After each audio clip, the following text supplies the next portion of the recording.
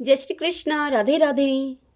भगतजनों, आमल की एकादशी का व्रत इस बार 3 मार्च 2030 को किया जाएगा।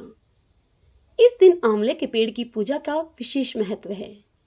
एकादशी पर रात्रि जागरण करने से श्री हरि बेहद प्रसन्न होते हैं। हर एकादशी का अपना महत्व और लाभ है। कहते हैं कि आमल की एकादशी व्रत के प्रभाव से साधक जन्म मरण के बंधन से मुक्ति पाकर विष्णु लोक को प्राप्त होता है।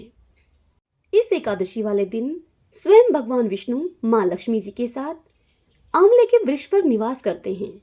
यही कारण है कि इस दिन आंवल के वृक्ष का पूजन और परिक्रमा करने से लक्ष्मी नारायण भगवान प्रसन्न होते हैं, जिससे कि साधक की धन दौलत में बढ़ोतरी होती है और उसे समस्त पापों से मुक्ति मिलती है।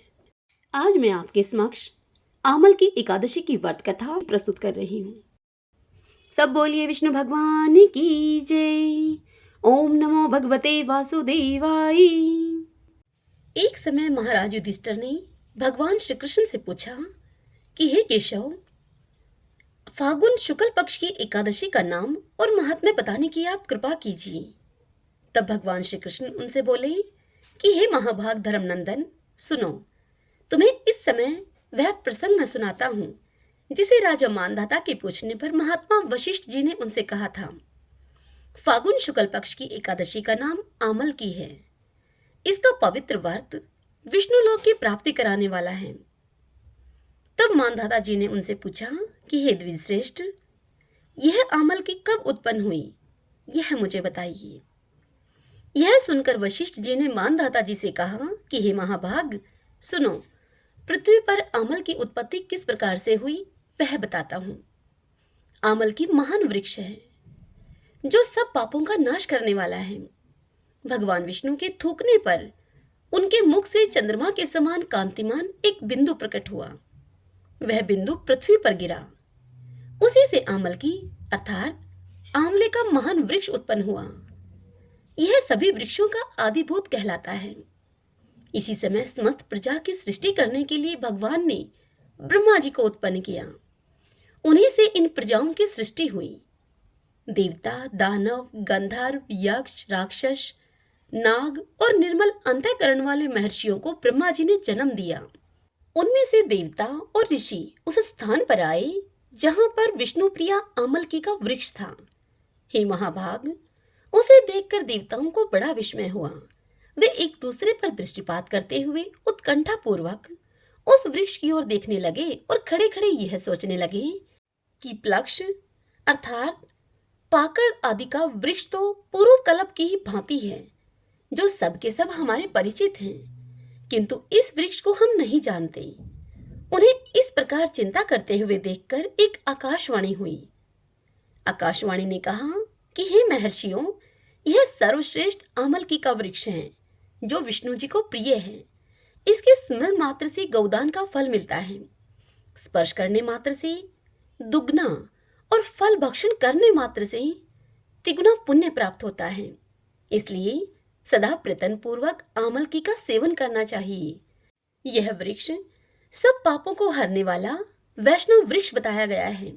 इसके मूल में विष्णु, उसके ऊपर ब्रह्मा, स्कंद में परमेश्वर भगवान रुद्र, शाखाओं में मुनि, टहनियों में देवता, पत्तों में वसु, फूलों में मरुदगण तथा फलों में समस्त प्रजापति वास करते हैं।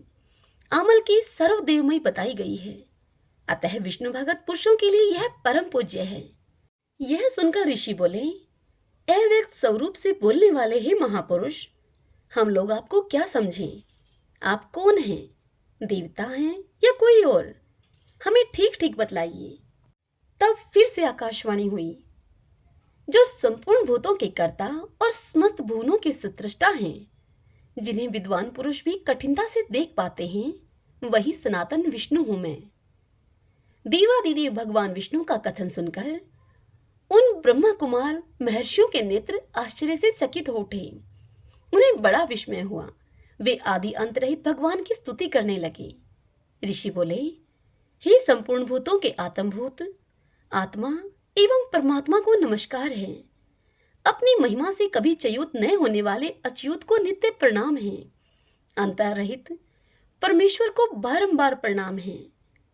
हे दामोदर, कवि, सर्वज्ञ और यज्ञेश्वर को नमस्कार है। हे मायापते, आपको प्रणाम है। आप विश्व के स्वामी हैं, आपको नमस्कार है। ऋषियों के इस प्रकार स्तुति करने पर भगवान श्री हरि संतुष्ट हुए और उनसे बोले कि महर्षियों, तुम्हें कौन सा अभिष्ट वर प्रदान करूं? तब ऋषि उनसे बोले कि भगवान, यदि आप संतुष्ट हैं तो हम लोगों के हित के लिए कोई ऐसा व्रत बतलाइए जो स्वर्ग और मोक्ष रूपी फल को प्रदान करने वाला हो। यह सुनकर श्री विष्णु भगवान उनसे बोले कि महर्षियों, फागुन शुक्ल पक्ष में यदि पुष्य नक्षत्र से युक्त द्वादशी हो तो वह महान पुण्य को देने वाली, पापों को हरने और बड़े बड़े पापों का नाश करने वाली होती है। हे द्विजवरों, उसमें जो विशेष कर्तव्य है तुम उसको सुनो। आमल की एकादशी में आंवले के वृक्ष के पास जाकर वहां रात्रि में जागरण करना चाहिए। इससे मनुष्य सब पापों से छूट जाता है और सहस्त्र गौदान का फल प्राप्त करता है। हे विप्रगण, यह व्रतों में उत्तम व्रत है जिसे मैंने तुम लोगों को बतलाया है। यह सुनकर सभी ऋषि कहने लगे कि भगवान, इस व्रत की विधि बतलाइए, यह कैसे पूर्ण होता है?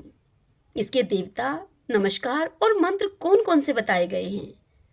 उस समय स्नान और दान कैसे किया जाता है? पूजन की कौन सी विधि है और उसके लिए मंत्र क्या है? इन सब बातों का यथार्थ रूप से आप हमसे वर्णन कीजिए। यह सुनकर भगवान विष्णु ने उनसे कहा कि हे द्विजवरों, इस व्रत की जो उत्तम विधि है तुम उसका श्रवण करो। एकादशी को प्रातःकाल दंत धावन करके यह संकल्प करें कि हे पुंडरीकाक्ष, हे अच्युत, मैं एकादशी को निराहार रहकर दूसरे दिन भोजन करूंगा। आप मुझे शरण में रखें। ऐसा नियम लेने के बाद पतित, चोर, पाखंडी, दुराचारी, मर्यादा भंग करने वाले और गुरु पत्नीगामी मनुष्यों से वार्तालाप न करें। अपने मन को वश में रखते हुए नदी में, पोखरे में, कुएं पर अथवा घर में ही स्नान कर लें। स्नान के पहले शरीर में मिट्टी लगाएं और कहें कि हे वसुंधरे, तुम्हारे ऊपर अश्व और रथ चला करते हैं तथा वामन अवतार के समय भगवान विष्णु ने भी तुम्हें अपने पैरों से नापा था। हे मर्तिके, मैंने करोड़ों जन्मों में जो पाप किए हैं, मेरे उन सब पापों को तुम हर लो। तत्पश्चात हाथ जोड़कर इस प्रकार कहें, जल की अधिष्ठात्री देवी, हे माता हैं, तुम संपूर्ण भूतों के लिए जीवन हो। वही जीवन जो स्वेदज और उद्भिद जाति के जीवों का भी रक्षक है। तुम रसों की स्वामिनी हो, तुम्हें नमस्कार है। आज मैं संपूर्ण तीर्थों, कुंडों, झरनों, नदियों और देव संबंधी सरोवरों में स्नान कर चुका हूँ। मेरा यह स्नान उक्त सभी स्नानों का फल देने वाला हो। विद्वान पुरुष को चाहिए कि वह परशुराम जी की सोने की प्रतिमा बनवाए। प्रतिमा अपनी शक्ति और धन के अनुसार 1 या आधे माह से स्वर्ण की होनी चाहिए। स्नान के पश्चात घर आकर पूजा और हवन करें। इसके बाद सब प्रकार की सामग्री लेकर आंवले के वृक्ष के पास जाएं। वहां वृक्ष के चारों ओर की जमीन झाड़ बुहार कर, लीप पोत कर शुद्ध कर लें। शुद्ध की हुई भूमि में मंत्र पाठ पूर्वक जल से भरे हुए नवीन कलश की स्थापना करें। कलश में पंचरत्न और दिव्य गंध आदि छोड़ दें। श्वेत चंदन से ही उसको चर्चित करें। उस कलश के कंठ में फूल की माला पहनाएं। सब प्रकार के धूप की सुगंध फैलाएं। जलते हुए दीपकों की श्रेणी सजाकर रखें। तात्पर्य यह है कि एक ओर से सुंदर एवं मनोहर दृश्य उपस्थित करें। पूजा के लिए नवीन छाता, जूता और वस्त्र भी मंगवा कर रखें। कलश के ऊपर एक पात्र रखकर उसे दिव्य लाजों अर्थात खिलों से भर दें। फिर उसके ऊपर स्वर्ण में परशुराम जी की स्थापना करें। विशोकाय नमः इस प्रकार कहकर परशुराम जी के चरणों की, विश्व रूपणे नमः इस प्रकार से दोनों घुटनों की, उग्राय नमः इस प्रकार से कहकर दोनों जांघों की, दामोदराय नमः कटी भाग की, पद्मनाभाय नमः यह कहकर उनके उदर की पूजा करें।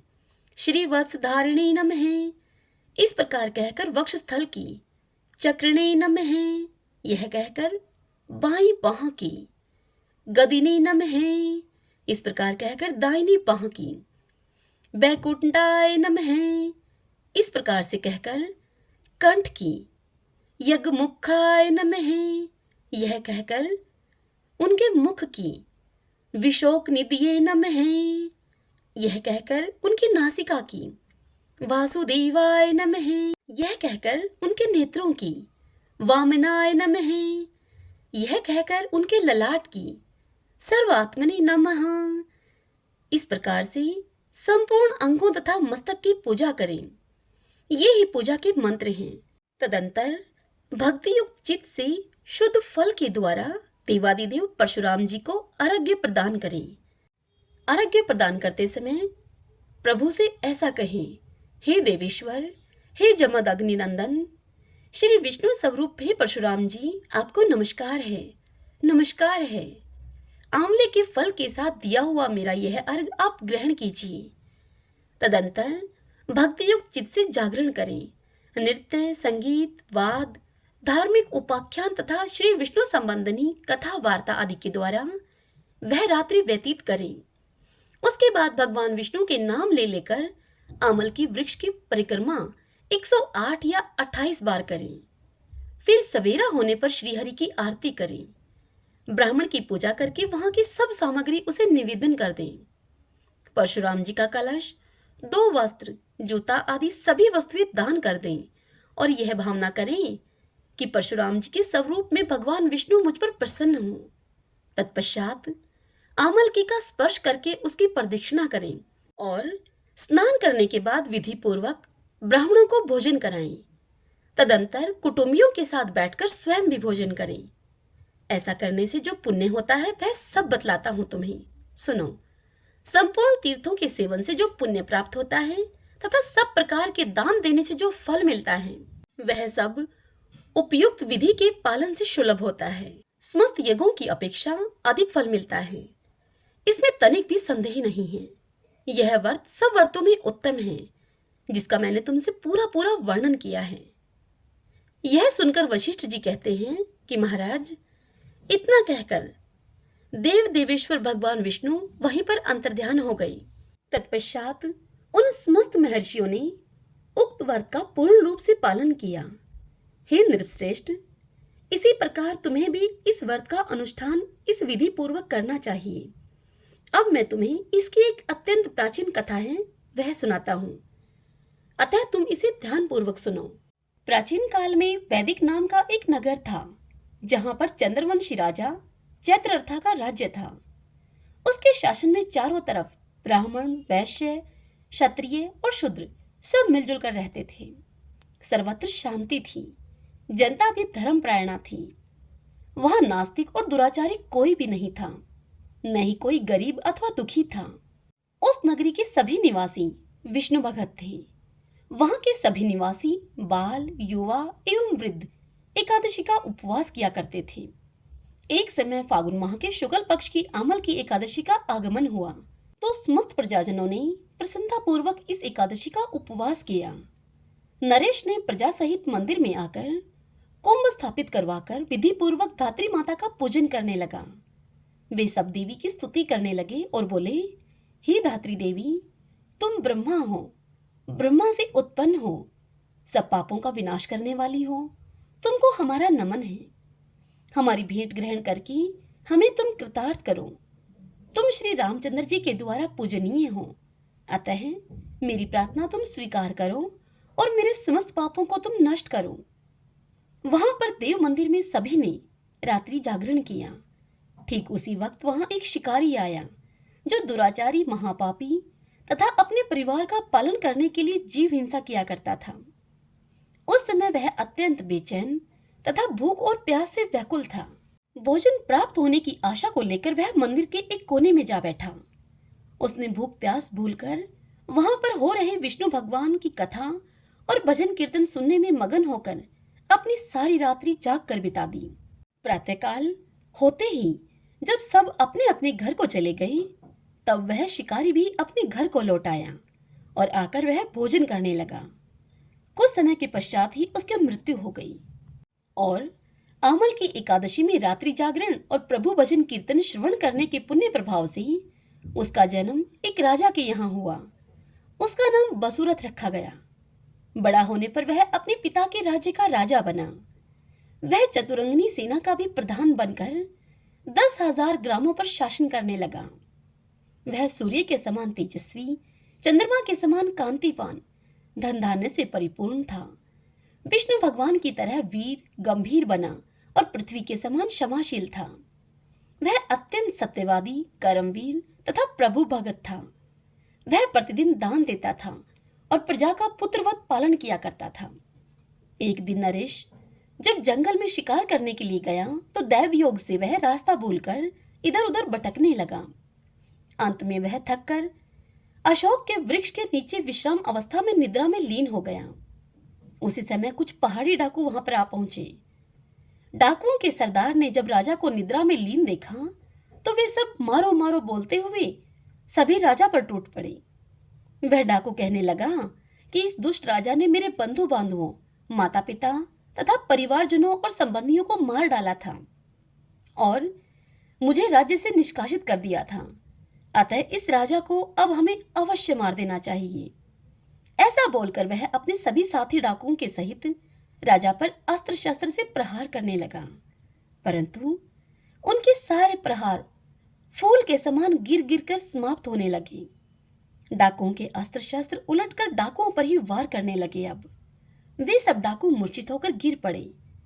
उसी अवस्था में राजा के सुप्त शरीर से एक अत्यंत दिव्य देवी प्रकट हुई। वह अत्यंत ही रूपवती तथा सुंदर एवं अलौकिक वस्त्र आभूषणों से सुसज्जित थी। उसकी भ्रकुटियां तिरछी और उसके नेत्र अंगार के समान दहक रहे थे। वह स्वयं महाकाल ही प्रतीत होती थी। उस देवी ने अपने अस्त्रों के प्रहार से समस्त डाकुओं को मौत की नींद सुला दिया। कुछ समय के पश्चात जब राजा की निद्रा टूटी तो वह वहां पर उन डाकुओं को मृत देखकर अत्यंत चकित हुआ और सोचने लगा कि किसने इन डाकुओं को मारकर मेरी रक्षा की है।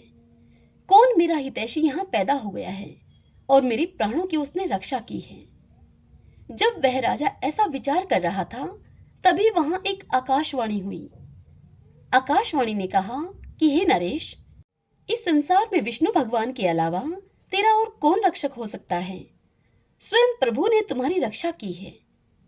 आकाशवाणी को सुनकर राजा प्रसन्नचित हो गया और अपने महल में वापस आकर सुखपूर्वक से रहने लगा तथा राजगाह चलाने लगा। इस कथा को आगे सुनाते हुए महर्षि वशिष्ठ जी राजा मानधाता से कहते हैं कि हे नरेश, यह सब आमल की एकादशी के पुण्य प्रभाव से ही संभव हुआ है। इस एकादशी का उपवास करने वाले सदैव ही अपने कार्य में सफलता पाते हैं और देहावसान के पश्चात अंत में विष्णु धाम को जाते हैं। इस प्रकार तुम्हें भी इस व्रत का अनुष्ठान करना चाहिए।